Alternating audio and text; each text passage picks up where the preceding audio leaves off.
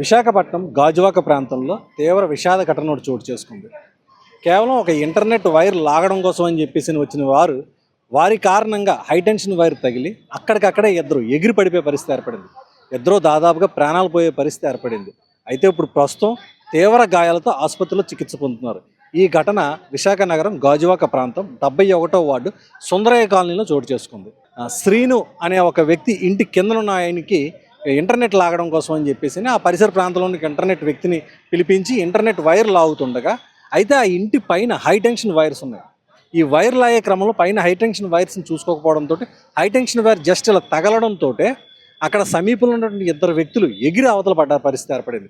అదేవిధంగా చుట్టుపక్కల ఇళ్లలోని చాలా వరకు మీటర్లు పేలిపోయాయి. అలాగే వాళ్ళ ఇంట్లో ఉన్నటువంటి ఎలక్ట్రానిక్ వస్తువులు కూడా పేలిపోయే పరిస్థితి ఏర్పడింది. ఈ దారుణమైన ఘటనలోని సుమంత్ అలాగే రవికుమార్ అనే ఇద్దరు వ్యక్తులు తీవ్రంగా గాయపడ్డారు.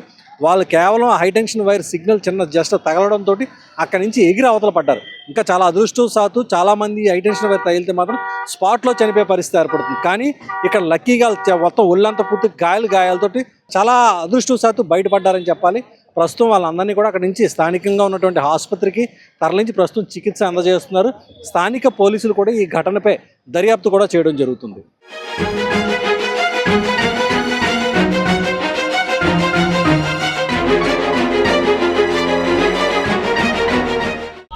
నా పేరు సతీష్.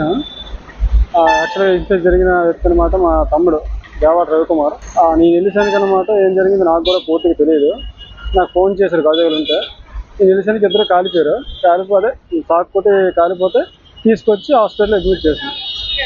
అది జరిగింది. ఇప్పుడు పరిస్థితి ఎలా ఉందంటే ప్రజెంట్ హాస్పిటల్ ఉన్నారు ఐసీలో.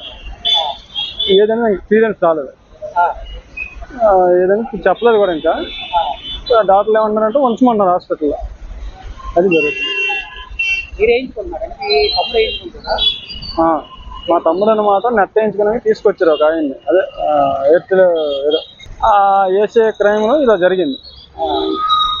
రెంట్ మా తమ్ముడు యాక్చువల్గా రెంట్ కొంటున్నాడు ఆ ఇంట్లో పైన అనమాట. ఇంట్లో నెట్ రాలేదని చెప్పి నెట్ వేయించుకుని వేరే పర్సన్ తీసుకొని చేయించుకుంటున్నాడు. ఈ ఇష్యూ జరిగింది.